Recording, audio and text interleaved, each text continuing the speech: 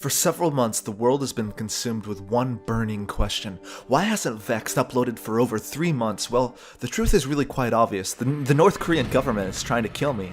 Ever since traveling to North Korea, it's been obvious I've been under watch. For the past few months, I've been hiding in the one place the North Korean spies won't be able to find me. The Icelandic wilderness. You see, the Icelandic tundra is the perfect location to hide.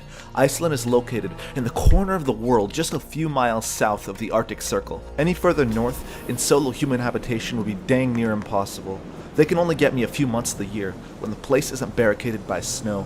You might just think I'm a YouTuber gone insane and paranoid, but I'm not. After all, the North Korean government has shown they don't play by the rules. They will go to any length to eliminate anyone opposing their regime.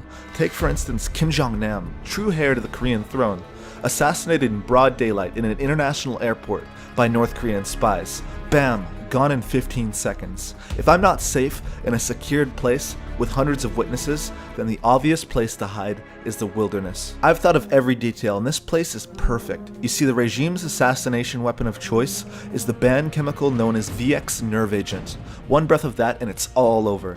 The chemical weapon has one weakness though, a melting point of 3.9 degrees Celsius. If it doesn't melt and turn into vapor, it's essentially rendered useless. Icelandic volcanic activity has resulted in overabundance of hot springs, my only refuge during the bitter cold, freezing winter months. Access to a plethora of crystal clear, fast-flowing water helps sustain my inevitably doomed life. Additionally, boiled volcanic water is able to kill off remaining bacteria and parasites. All this manages to keep me alive.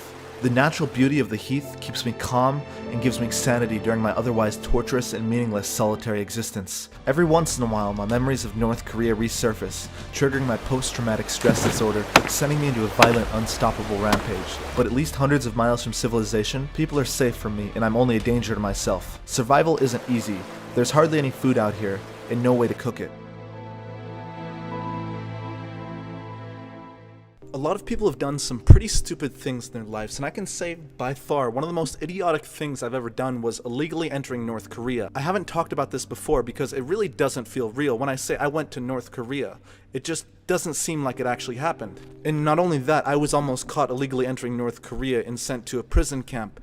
And I suppose now I see two versions of myself. One version is standing safe and sound right here in front of the camera talking like almost nothing is wrong, and there's another version of me still in North Korea in a prison camp somewhere, probably doing a lifetime of hard labor, and it's just hard to see that my life could have split into these two paths, and I'm here right now and the other path doesn't seem like it was ever a possibility, but it really was. You see, just a few months ago I had this plan. This plan was to go to North Korea, take as much video and photos as I can, document it, and upload it for the world to see. However, I'm a YouTuber, and without approval from the North Korean government, what I would be doing would be illegal, because technically this would be considered journalism, and entering North Korea on a tourist visa to do journalism is, that's a really bad idea. So I was just a naive 20-year-old with a YouTube channel, and I still am. I lied about the fact I was a YouTuber and why I was really planning to go to North Korea. I wasn't really going to North Korea to see North Korea. I was doing it so I could produce some sort of video for you guys. You see, I was really almost caught while I was there. I aroused a lot of suspicion. I was warned multiple times. It was not a good situation that I was in. But in the process of doing so, I got some good video of North Korea, which is, I think, somewhat important. Maybe you've heard of Otto Warmbier. If you haven't, he was a 21-year-old university student from Ohio, and he went to North Korea with the intention to do something illegal just like I was. And he stole a poster, and he was arrested at the airport, and shortly after that he was killed by the regime. You see, me and Otto kind of have a similar story. We were both university students, both American. We were both traveling to North Korea for the exact same tour, the New Year's Eve tour. He was 21, I was 20. We both stayed in the Yanggakdo Hotel, except we were exactly 1 year apart from each other. We both had the intention of doing something illegal when we came. In my case, it was to record unauthorized video. In his case, it was to steal a poster. He went during the 2015 tour. I went during the 2016/2017 tour. The one difference between us, though, is that he was caught for what he was doing and I wasn't. I traveled to North Korea while he was currently arrested. No one had heard from him, but at the time, no one knew that he was secretly brain dead, being basically kept alive on feeding tubes before the North Korean regime returned him to America. Weird things started happening to me almost immediately after landing in Pyongyang. It seems like a relatively normal airport, Pyongyang airport, just like any other international airport, except most of the people there aren't really people, they're just soldiers. We were the only flight arriving and we were the only foreigners there. You may have heard North Korea has a major power problem. They don't have enough electricity. If you just look at them from a satellite image, you can see they're basically a dark spot on the world. I had purchased two $50 bottles of alcohol in China, which I had brought to Pyongyang with the intention of gifting to the tour guides, which is kind of customary. We collected our baggage and waited for the rest of the tour group to collect their baggage before passing through immigration. The last thing I remember about that bag of alcohol was it was sitting next to my luggage in front of the conveyor belt when all of a sudden everything just went pitch black. We had been warned that blackouts were a really common occurrence in North Korea, but this one even took our Chinese guides who were experts off guard because they had never witnessed a blackout in the international airport, which is supposed to have special reserves of electricity. The airport blacking out here is really unusual. There was no emergency lighting whatsoever. The only light in the airport was coming from people's phones and their flashlights. After 5 minutes, the lights come back on and everyone continues on normal as if nothing had happened, except I noticed that my bag of alcohol was missing. I search around the baggage area looking for the alcohol. There's nothing. I ask a bunch of the tourists. No one has seen it. No one's touched it. So the Chinese guides advised me to go to this lost and found office, which is pretty empty. There's just like one person there who probably never gets anyone. And I go into the office and I tell them my alcohol's missing. I don't tell them it's stolen, but it's pretty obvious at this point that it's been stolen. There's really nowhere it could have gone. Half an hour later, the lost and found office calls me back and they managed to locate the bag amazingly, right? Except the bag is completely empty, as in the alcohol has been taken out. And it's just now an empty bag. The bag's obviously been looted, and they just hand me the bag and smile as if nothing had happened. I ask what happened to the alcohol inside and whether it's been stolen. They just shrug, saying no one's ever had anything stolen from the airport before, so I guess that would mean I'm a first, or maybe they're saying mine wasn't stolen, it was just misplaced. But either way, they were trying not to make a big deal out of it, and they weren't being very helpful, so being in North Korea, all I could really do was say, well, thank you for the bag, smile, nod, and leave. We both acted like nothing had happened and we went our separate ways. The only thing I could be happy was that it wasn't my suitcase. So it's pretty obvious that when the lights blacked out, a soldier, who was the only person who could have taken it, picked up the bag and just walked away. It's really kind of a perfect crime because there was no lighting and obviously CCTV wasn't working because there was no electricity and no one could have seen anything, and the soldiers can really do whatever they want. Passing through immigration is where I was really getting scared because immigration in North Korea is the make it or break it point. There's no in between. This is where people get arrested, either when entering or leaving the country. You might think for the whole trip that everything is fine until you're the last person in line at the airport and they say you can't go through and they just escort you away to a room and nobody really notices you're missing until everybody's already on the flight. The baggage search is definitely the worst part because this is where they found Otto Warmbier's poster, and as soon as they did that, they just escorted him away and he was never seen again. I was scared simply because the amount of camera and microphone equipment I had in my bag would kind of give away the fact that I wasn't just an amateur photographer or anything, and that I might have been a professional videographer or journalist. They pulled out of my bag a Canon 70D, a GoPro, a head strap, a laptop, a shotgun microphone, a camera tripod, a Blue Yeti microphone, batteries, and 500 gigabytes worth of SD cards. I had a lot of gear with me, which was really quite stupid because it wasn't subtle at all. The soldier searching me definitely knew that what I was bringing was basically professional equipment, and a lot of it for a 5-day trip only. During this whole search, my heart was basically pounding, adrenaline was going through my body, and I was just trying my best to appear calm, collected, and act like I wasn't feeling anything. The soldier turned around to me and straight up just looked at me and said, "Why do you have so much equipment? Are you a journalist?" And obviously this was the question where if you answer yes to, you get escorted away, and if you say no, maybe you'll be okay. So I just told them no, it's just some Christmas presents that I'd recently gotten. I wanted to test them out while I was here. I told him I just wanted to capture as much of North Korea as possible because this was a once-in-a-lifetime opportunity, and apparently I hadn't given away how scared I was because he just nodded and acted like it was nothing. Had I answered yes to his questions, I would have been arrested on the spot for being a journalist under a tourist visa in North Korea, and I don't think I would have been treated too kindly for that. At the time, me and the soldier were basically in two different mental states. I was in complete panic, and he was probably completely bored just searching tourists. I just found it amazing how, despite being in two different mental states, neither of us gave anything away. Taking video in North Korea was surprisingly difficult and extremely stressful, but not really for the reasons I expect. You see, most of the problems didn't come from the North Koreans, but from the actual other tourists there. You see, most of the people who travel to North Korea aren't exactly the youngest. I'd say most are within their middle age towards retirement age. Me being only 20, I was actually the second youngest person there out of the 300 or so who were staying in the Yanggakdo Hotel at the time. On top of this, me vlogging and doing a lot of video recording caused me to stand out quite substantially. And a lot of them actually ended up making me a bit of a meme. In fact, mocking me and not being very nice to me because I was standing out so much by recording a lot of the tour. Because I was doing something different, I stood out from everybody else, and because of this, I noticed people started excluding me. Whenever I'd sit down to drink, people wouldn't be very welcoming. Whenever I'd sit next to them on the bus or try to strike up a conversation, they wouldn't be very eager to engage with me.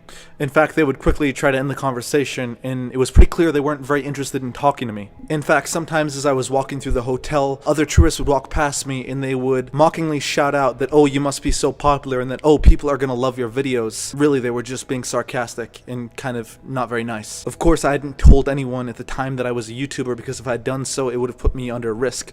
So to them, I was just a nobody filming myself and kind of being a little bit unusual. In fact, I was urged several times during the tour by other tourists, just put the camera down, just listen, just stop wasting your time with this. Just enjoy North Korea. Well, I got my answer, kind of. Can you take the thing off your head?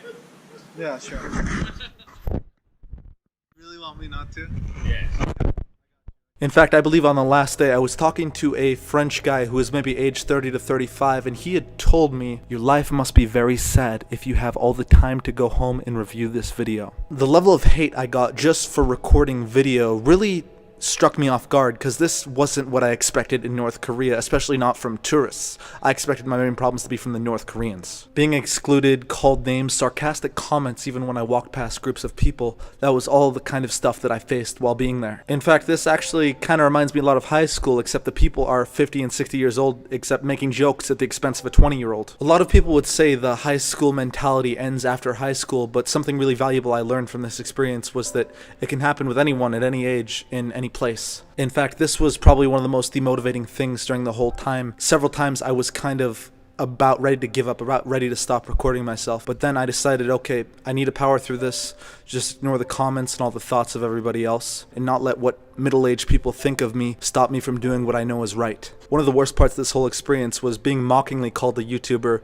while in fact I actually was, but couldn't tell anybody, because if I did, then I could be arrested. Every time a drunk middle-aged person came up to me and told me to stop doing what I'm doing, it frustrated me so much, because I was angry at these people. I just wanted to say, look, I'm 20 years old and I've done more in my life than you've done in possibly your entire life, and I just couldn't do it. I just had to pretend like I was an amateur, like I had amounted to nothing, and that I was just doing this for a hobby or for fun. In fact, I had to play along with the stereotype of being an amateur, because the more amateurish and idiotic I looked, the less likely I would be to be held at the airport for potentially being a journalist. There's a really bitter feeling that comes with being mocked by others and having to pretend that they're misguided judgments about yourself or actually the truth. An issue I consider completely different from recording myself was the recording of other people, which also posed quite a problem. I avoided this, but honestly, no matter what I could do, a Westerner or something would often end up in the background of my video, which honestly even I didn't want, because it kind of ruins the experience of North Korea. What really irked me out about North Korea is the fact that the tourists there would get really mad at you if they somehow accidentally ended up in the background of your video. One instance of this was when I was in an elevator, just walking around with a GoPro on my head, seeing what activities the hotel had to offer. When in the elevator, from a group of people, a lady stopped me and asked me if I was recording. Of course, I told her I was, and she told me to immediately stop recording. I'll come in then, guys. Are you going down? Yeah, we're going down. Yeah. Woo! That's not on, is it? It is. Can you turn it off? I don't want to be filmed. Oh, of course.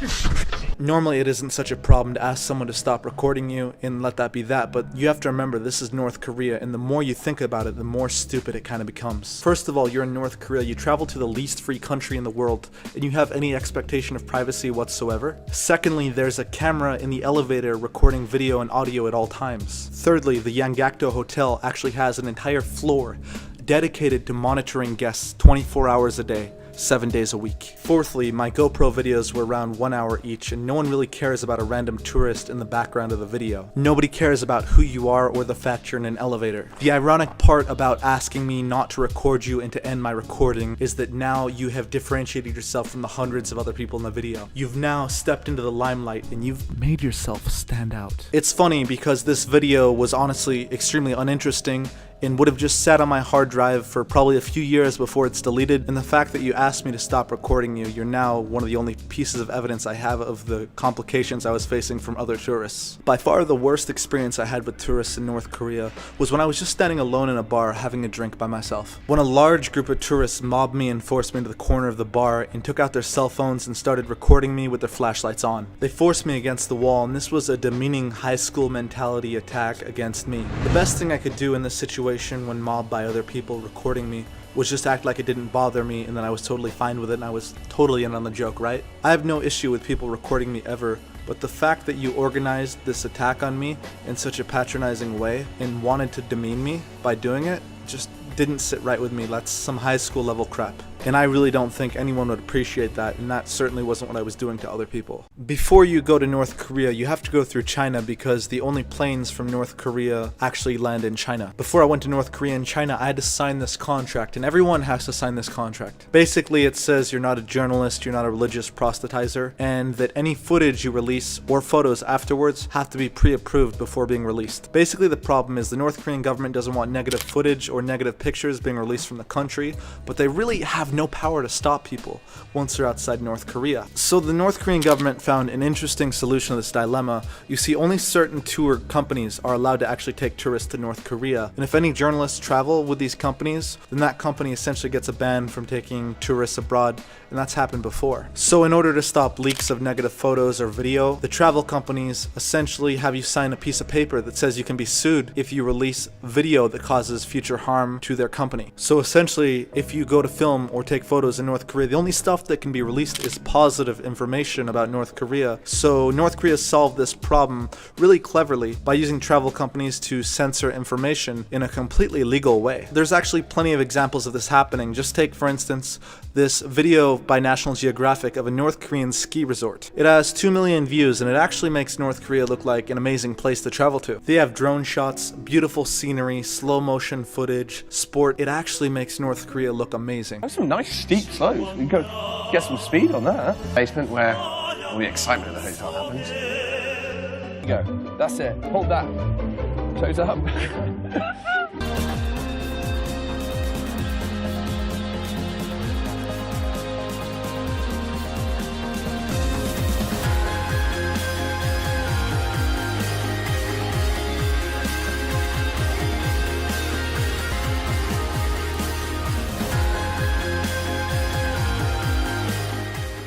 But because National Geographic is only allowed to release positive video of North Korea, this is essentially propaganda because it's one-sided. You only see the positive part and never the negative. If National Geographic was to travel there and end up releasing negative video or information about North Korea, the government would ban any of their journalists or members of their company from traveling to the country again and never being able to film again. Because of this, they wouldn't be able to make videos in the future. So really, if you think about it, National Geographic, just like any other company, has money as their number one interest and not really journalistic integrity. Another instance is Fun for Louie, a YouTuber who traveled there and vlogged there. His vlogs made North Korea look like a fun and amazing place to travel to.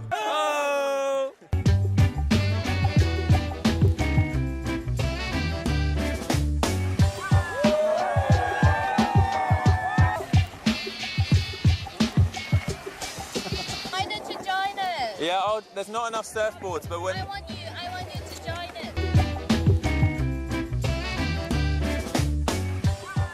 In fact, there was no criticisms or warning about North Korea in that entire video of his. Philip DeFranco actually criticized Fun for Louie pretty badly for having sugarcoated the country and not offered any critical perspective of what's going on there. The problem that a lot of people are having, though, is that by just focusing on the positive of North Korea on these very curated, very controlled tours where they show you what they want you to see, it effectively becomes North Korean propaganda, which is terrible because North Korea is one of the most repressive countries out there. You're purposefully presenting it in this positive light, which is actually bad. My personal opinion is I think that he didn't talk about the negative stuff because he doesn't want to screw over the guy that got him there. I mean, we're talking about a country where people people have visited, they spoke out against the country, they then visited again, and then they get life in prison. And so did other news articles, because what Fun for Louis had released was actually propaganda, because everything was positive and there was nothing at all negative about the country. Fun for Louis then went on to defend his vlog, saying he's not about political commentary and that he just wants to have upbeat and happy videos about everywhere he goes. Hey guys, I'm making a video today to respond to the massive amount of criticism I've had over my North Korea vlogs.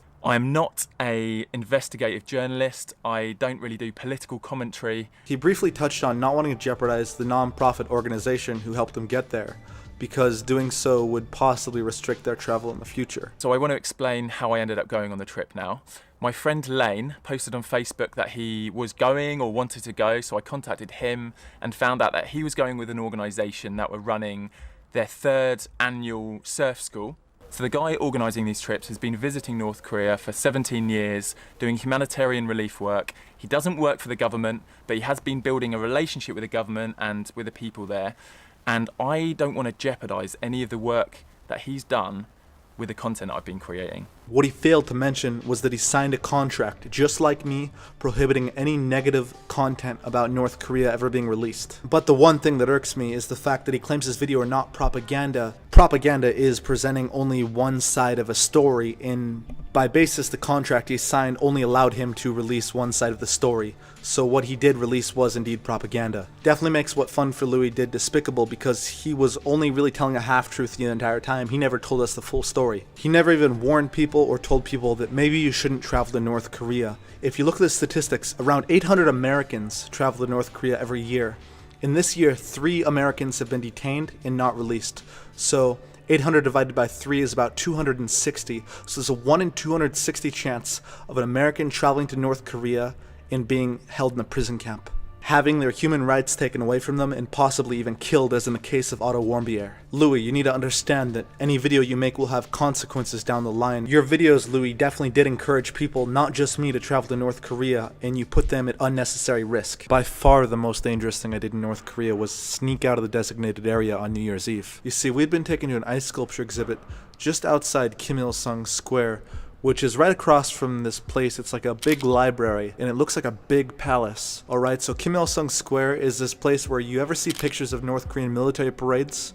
Well, that's where they're held, so it's kind of a sacred place to the North Koreans. Because it was New Year's Eve, the whole plaza in the ice sculpture area was especially popular, so soldiers were actually blocking the crowds and doing crowd control, only allowing people in and out when there was enough space for people to move. So there's soldiers absolutely littered everywhere, and I start recording with my GoPro. To my surprise, the North Korean guides for once had told us we were allowed to roam around on our own, but we were not allowed to leave the smaller ice sculpture plaza. This was basically the only amount of freedom we'd been given since we'd been in North Korea, and honestly felt really amazing just to do my own thing for once. And even this freedom had been granted out of necessity rather than goodwill, because it was so crowded the North Korean guides couldn't even keep tabs on us anymore, so that was really their only choice. Okay, the ice sculptures are great, but I see the Grand Palace off to one side, lit up beautifully at night, and I want to go there. Only issue is there's soldiers littered absolutely everywhere, and it's illegal for a Westerner to walk around on their own without a guide with them. Of course, I don't look Korean, but I'm wearing a hat and a scarf, and I can conceal my face pretty well. I think just enough to the fact that I would look indistinguishable from everybody else. Everybody, even the Koreans, are basically trapped in this plaza because the soldiers are blocking exit because it's too crowded. So I come up with a plan. The plan is, because it's dark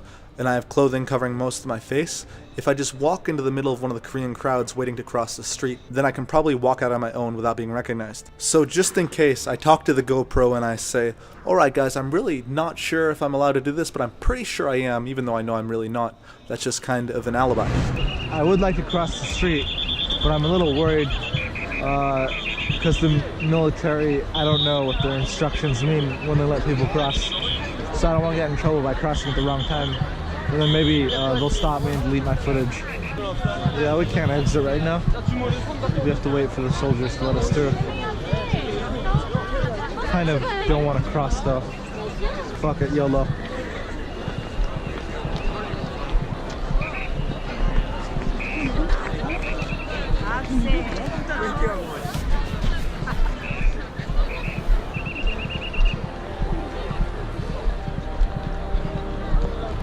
Now this is the plaza. There's so many soldiers here.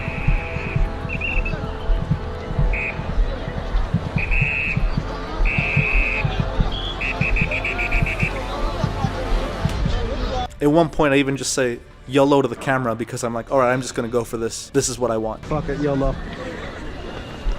Even if I do get caught, I can probably just claim ignorance, I think. So I join the crowd, my heart starts pounding. Eventually the soldiers let everyone cross the street. I'm in the middle of the crowd.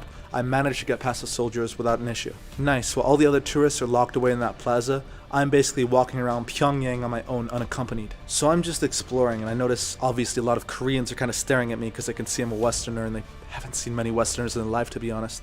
So I just try my best to keep my head down and keep going. So I see in the square there's lots of kids playing with balls and stuff. I try to get some kids to pass a ball to me. With no success, they weren't really that eager to interact with me. Eventually though, I managed to find a crowd of kids and I convinced them to toss the ball at me.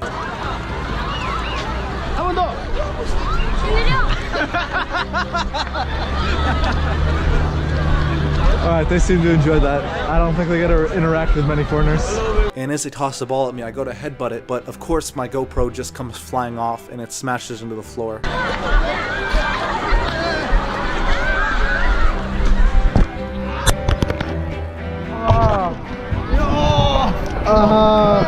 Obviously the lens breaks. I'm really panicked because I'm outside of where I'm supposed to be, and I think I've just broken my GoPro, the lens has come off, so I just turn off the recording at this point. This is the one time in my life I wish I was recording, but stupidly I wasn't. After I stop recording, I'll start walking back towards the ice sculpture plaza to get back inside, when this kid sees me. And out of the hundreds of people in the plaza, he's the only one who actually had the courage to approach me. He comes up to me and says hello, and I smile and I say hi back, but it's pretty obvious that his English is really not very good at all. Obviously he doesn't speak much English and I have absolutely no Korean. Despite this, I try to talk to him because this is really my only chance to talk with a North Korean without having it scripted. He asks me my age and I say I'm 20, and I ask his age and he says he's 15. He asks me where I'm from and he doesn't seem to understand the word Ireland, so I just explain I'm from America. He asks me what I think of Pyongyang and I give him a neutral answer. I just say, oh, it's very different and very interesting, which is technically true. Pretty quickly we hit the limits of his English and we run out of things he's able to talk about. This though is probably one of the most touching moments of my life. For whatever reason, he decides to grab my hand and he holds it tightly and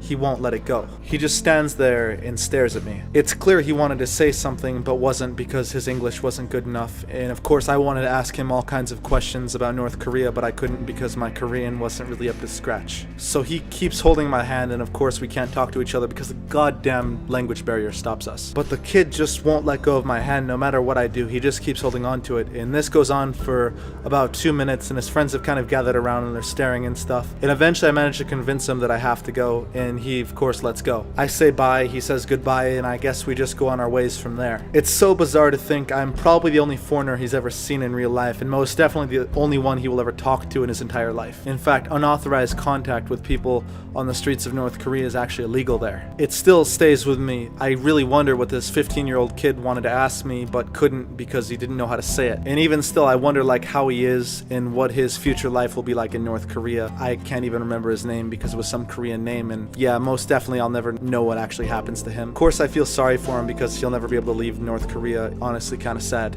Before I left, I said he should study more English, and I hope maybe I had some sort of positive impact on his life, being the only foreigner he's ever spoken to, and I hope that maybe I was able to dispel some of the stereotypes he might have had about us. I really hope he'll be able to see past the propaganda about foreign countries and foreigners. I hope I left the impact, and I know he definitely left an impact on me. I continue on my way back towards the edge of Kim Il-sung Square, and eventually I reach the point where there's soldiers and I have to cross the street again. So I pull my hat down, I pull my scarf up, I join the middle of the crowd just like I had before. I just wait for the right moment to pass. Eventually the soldier signals everyone to move into the new plaza, and I walk, and eventually the dude puts his arm down and blocks the crowd right where I'm now at the very front row of this crowd. I'm in plain sight, but I just look down and try to act normal and act like I'm not really worried and not suspicious at all. Because the crowd had moved so far up, the soldier actually tells everyone with his hands to like move back and stuff, and everyone starts moving back, including myself. I reach the point where I'm not able to move back any further without pushing people over or hurting anybody. And out of nowhere, he just comes up to me and he pushes me over, and I fall on my ass, and of course I get back up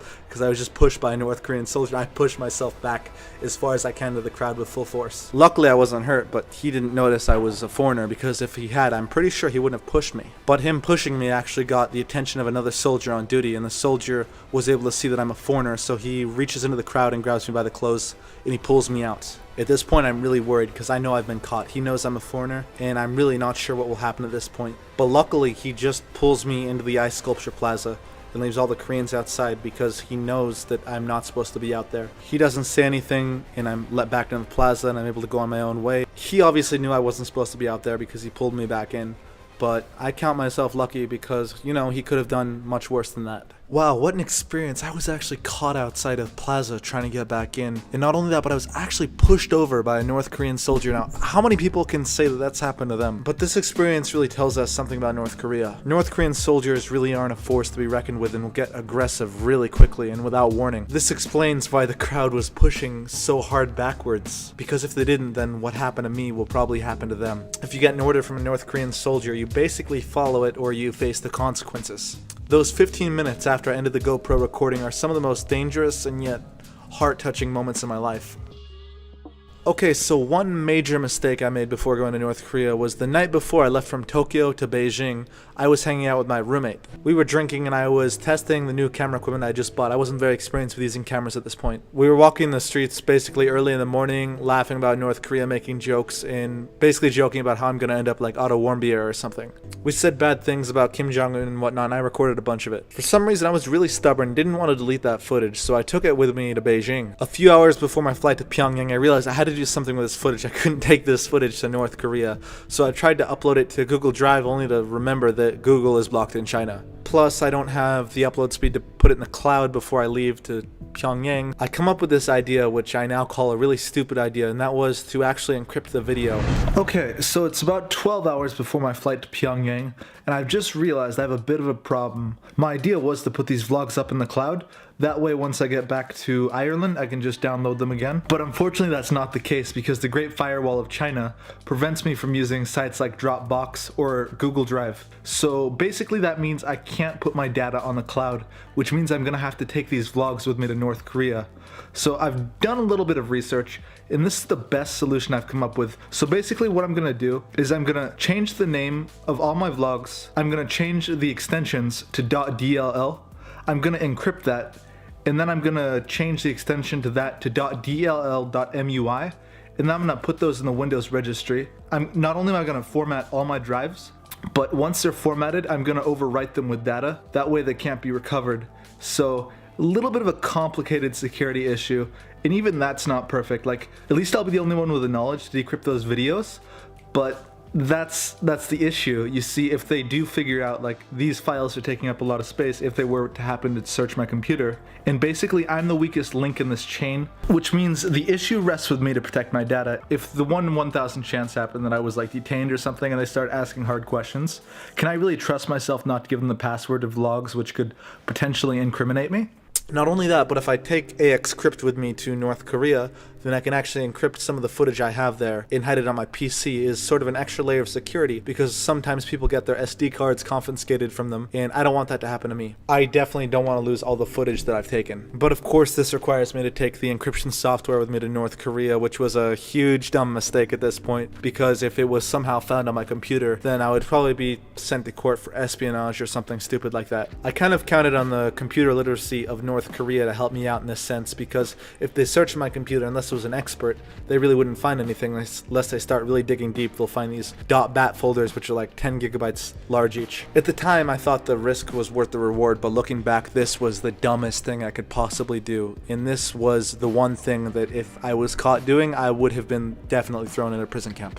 Don't take encryption software to North Korea. A lot of people who go to North Korea talk about how a lot of what you see there is scripted, or that everyone's actors or something like that. Staged and exaggerated, or even that the North Korean guides will sometimes lie to you. Naturally, this kind of sounds like a conspiracy, but realizing it's North Korea, yeah, it's possible, but I did manage to capture the North Korean charade basically falling apart right in front of me. One thing the North Koreans are bad at are computers, and when they try to use computers in front of you, even to fake their computer skills, it really shows. So these people here are the workers of this factory, so as you can see in their free time, they come here and they just read e-books from their computers, and While we were at a leather factory, there was this room in the factory full of computers. We were told the computers were there for research purposes and the workers were free to use the computers whenever they want for free time or for research or for whatever, right? A closer look at what they were doing on the computers, though, showed that everyone in the room was learning how to type. They were using a Korean typing software. In other words, none of the Koreans there knew how to type or even use a computer properly. And it gets worse when you look at the boss in charge of the projector at the front of the room. What useful thing is he doing on his computer? Oh, he's looking at North Korean propaganda photos on a Google image search knockoff. Is this really the most useful thing they can do with the computers?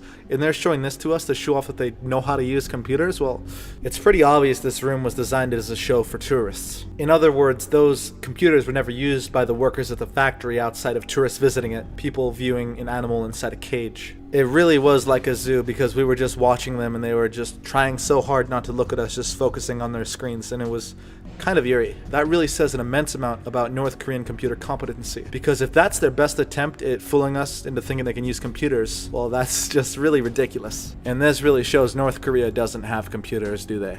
Poor computer skills had further been shown in this massive library. You see, in this library, there was this rocket right in the middle of it, which had launched a North Korean satellite into space. Surrounded by the rocket were thousands of computers on multiple stories of the library.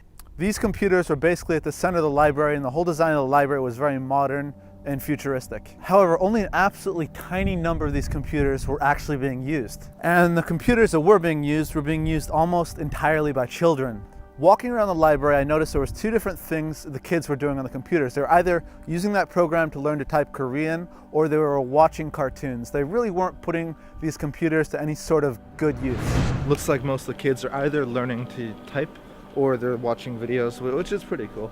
Like, they have access to these computers because they're in Pyongyang. And besides the photo I've shown, there were more computers in a different part of the library, like absolutely hundreds of them, and there was only like 2 or 3 people using these computers. So somebody asked the question of, like, where are all the people? Like, this place is massive, and it's like, it's mostly empty, and it seems just because it's New Year's Eve, there's really nobody here. And considering, like, this place hits thousands, like, it's just completely empty.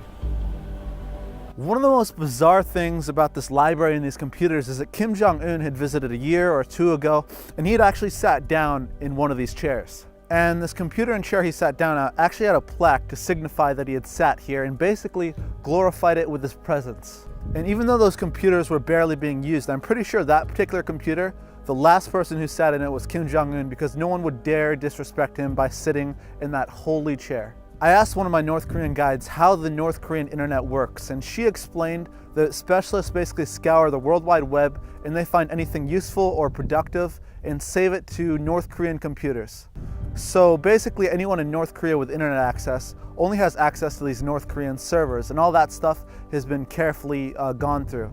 And everything, including videos and movies on these North Korean servers, are essentially stolen or pirated content, but I guess that's not really a law in North Korea, is it? So yeah, if you guys were wondering about the whole thing about me traveling to North Korea, well, that's basically it. And yeah, I was incredibly stupid for traveling there, and I wholeheartedly regret it. That's nothing I'll ever do again. It was not worth the risk. However, something very positive actually came from me going to North Korea, and that was the fact that I'm the first one to release information about the restrictions that visitors are put under. As you guys now know, anything filmed in North Korea has to be pre-approved and only positive, whether taken by journalists, news organizations, or just ordinary people like me. Next time you see any sort of video filmed in North Korea, you now know that it is essentially propaganda, because only the positive stuff was approved. Even stuff like the National Geographic documentary about skiing in North Korea is propaganda, and I guarantee you will not find anyone in North Korea make a video where they criticize their ideology or the regime itself. My whole goal with going to North Korea was getting new information that was previously unknown or inaccessible and sharing it with the world. And I've actually succeeded, because by going to North Korea, I got new information, pictures and stuff that even normal people or even academics didn't previously have access to. So it tells us a little bit more about life in North Korea. Please, please, please don't go to North Korea. There is nothing to be gained by going to North Korea. All the tours in North Korea go to the exact same place, they're the exact same, and there's nothing new to be gained by actually going through these tours. you're just going on the same thing that everyone else has before. But if you really do want to experience the North Korean tour, there's plenty of videos on YouTube which will show you exactly the same thing as you can experience. Remember, this is a really dangerous country with 1 in 266 Americans being put in labor camps in a particular year. Otto Warmbier is dead. There are massive risks and no reward. Don't go to this country. It's as simple as that, and that's what Fun for Louis should have told you guys. Listen guys, I need you to do one thing. Please download this video and save it to your hard drive. I can almost guarantee this video is going to get taken down, so you have my full permission if it gets taken down to go re-upload it anywhere you want. Keep this video alive if it gets taken down. This video will not be censored. Remember, I signed a contract which prohibits unauthorized video like this. However, it states in that contract that it's technically only valid in Hong Kong and not in Ireland or anywhere else I filmed the video. So I really don't think it legally applies at all. This video took an incredibly long time to produce, from the idea to traveling, to filming, to scripting, to commentating, to recording video footage, to editing that footage and getting it out on YouTube. In fact, the whole thing from idea to final product took over 1 year. Now, if you think I did the right thing by making this video, spending my time on it and releasing this new information, subscribing is what allows and pushes me to release censored information like this. Now, a lot of you don't even know that I have a Twitter, and you'd be surprised the amount of crazy stuff that goes on in the background of a video that no one really knows about, that people really should know about. So if you do actually use Twitter, you may as well follow me at VexB4C, because you will learn about all this crazy stuff that goes on in the background. I also do have an Instagram where I post professional photography. If you'd like a pretty photo or something on your Instagram timeline, like once a day, you can follow me at VexB4C on Instagram. I do high quality live streaming on Twitch. I do like IRL outdoors and talking with people and interacting in cities and traveling. So if you do watch Twitch, I'm just on twitch.tv/VexB4C. You should follow me because otherwise you really won't know when I'm live and you won't get to experience the stream. I also have a Discord where I talk to fans, discord.gg/vexed. And I do also reply to all messages on Twitter. My DMs are open if you have any questions or request any video footage that I have of the raw video. And please guys, consider subscribing, because odds are if you don't subscribe, you'll never be recommended one of my videos and you'll probably never see another one of my videos again. And I'll just be gone because that's how the algorithm works. So if you're not subscribed, this might be the last chance you have to see me. This has been an incredible journey, a long project, and as always, thank you guys so much for watching. I hope you enjoyed and have a wonderful day. Glad that's over.